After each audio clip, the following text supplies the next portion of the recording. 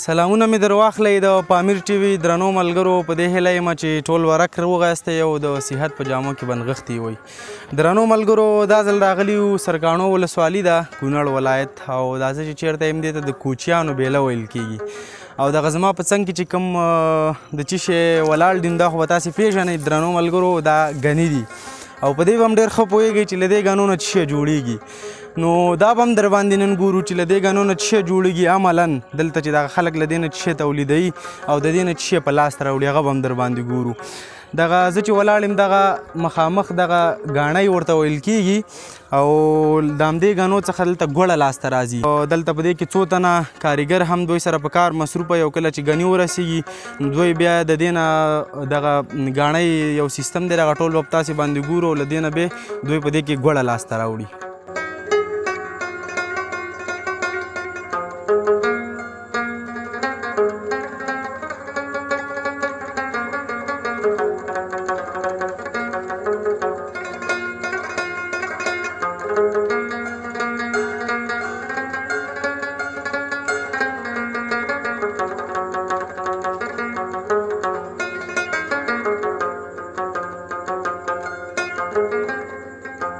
درنو ملګرو نو ګاڼۍ ته راغلمه دا د ګنو ګاڼۍ ده چېرته چې ګوړه ورنه په لاس راځي نو ورځو موږ به مو ګورو چې څنګه د دې ګنو نه دوی ګوړه ترلاسه کوي او تاسې به یې مو ګورئ راځئ.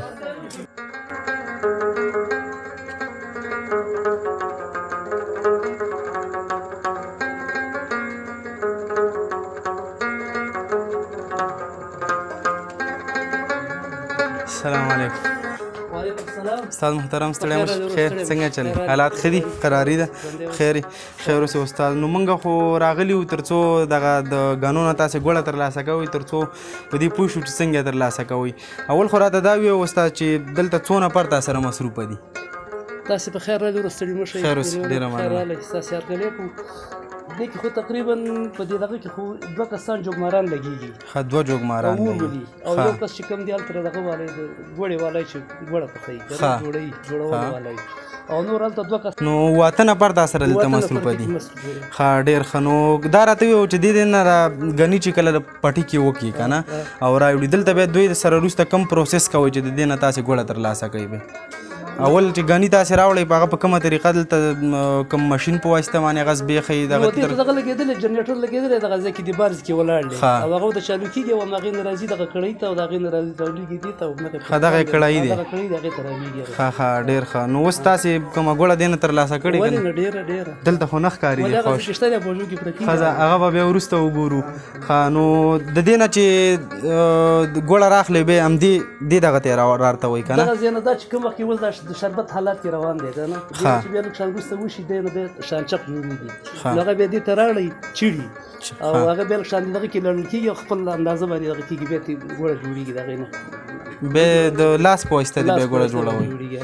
ښه ښه. او دې کې خو بیا ځینې وروسته بیا پلو ګوړه هم ترې جوړېږي هغه هم ترې جوړېږي هغه بیا همدلته بس برابروئ برابرېږي او سر دغه چې پوښ شي هغې کې بیا وینې خپله باندې دغه کې دغه کېږي تیاري. ښه اوس دا تاسو چې دا دغه روان کړی د دې نه ګوړه تاسې وباسئ دا اوس چې روان دی دا کوم دا دا څومره وخت کې دا دا تقریبا د سیوه چې د نیم ساعت یا 3 ټیم کې به دا ګوړه تیاره شي. دا څومره وخت شو چې تاسې ورارتلې ده؟ دا تقریبا د 2-3 غنټو کې یو کړی دغه کېږي دا وخت یې ډېر وشو اوس چې ورارتلې م ده.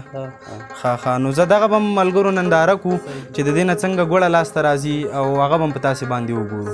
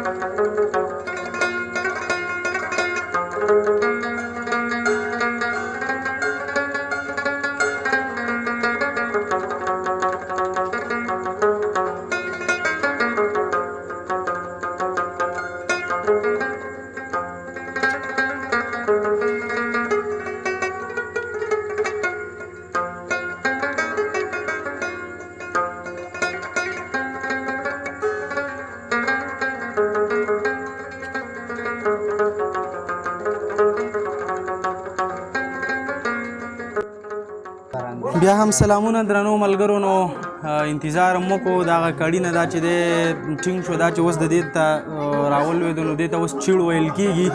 له دې نه وروسته دغه ګر چاپېر چې کوم تاسې دا خلک ګورئ دا د دې نه ګوړه جوړوي. له دې نه وروسته که دې کې چغجۍ یا هم پلي هغه په همدې مرحله کې په دې کې ځای په ځای کېږي تر څو د دې نه خوندوره ګوړه هر ډول ګوړه که د پلو والا یا هم د غوزانو ټول په همدې وخت کې ځای په ځای کېږي په همدې کې. او د دې نه وروسته چې هر ډول ګوړه دوی غواړي همغه ډول ګوړه ترې جوړوي.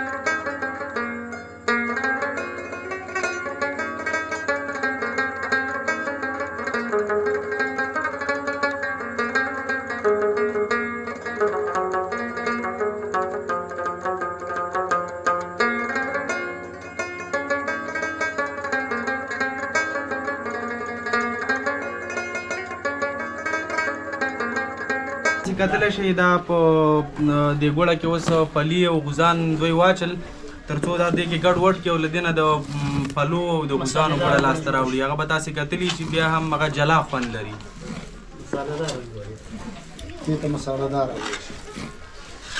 او یو خبره په یاد ولرئ ملګرو کله چې دا په دې کې واچول شي نو دې ته بیا مسالهداره ګوړه ویل کېږي او د دې خوند څو چنده سیوا کېږي او ډېره زیاته خوندوره ګوړه د دې نه جوړېږي.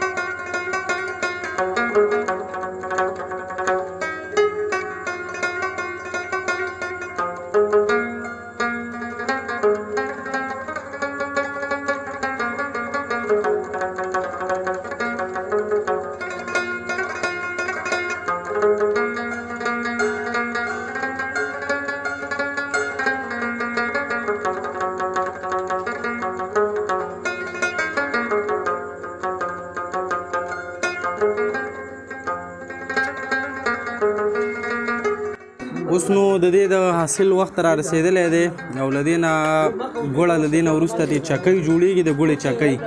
بس چې له دې نه وروسته د دې کار تمام دی او یا هم که نور استفاده ورنه کولی شي که کور کې ورنه استفاده کوي یا هم د خرڅلاو لپاره وړاندې کولی شي. دا تاسې کتلی شئ درنو ملګرو چې د دې نه اوس چکۍ جوړېږي تر څو دا ګټې اخیستنې ته بلکل چمتو شي.